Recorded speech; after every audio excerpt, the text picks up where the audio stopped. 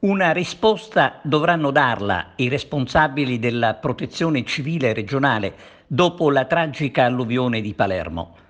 E pensare che il giorno prima proprio la protezione civile aveva tenuto col fiato sospeso gran parte della Sicilia, con il sindaco di Agrigento che ha raccomandato la massima prudenza per il rischio di forti temporali.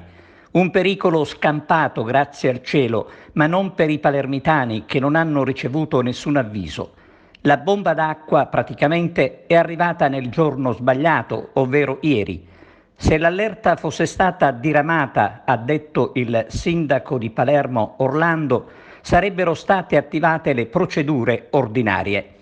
Certo non è il momento per la polemica, ma è bene ricordare che il punto in cui è facile perdere la vita in caso di forte maltempo a Palermo è sempre lo stesso, cioè il sottopasso di Viale della Regione, teatro ieri della tragedia, che a quanto pare si tinge di giallo per quanto riguarda le presunte vittime.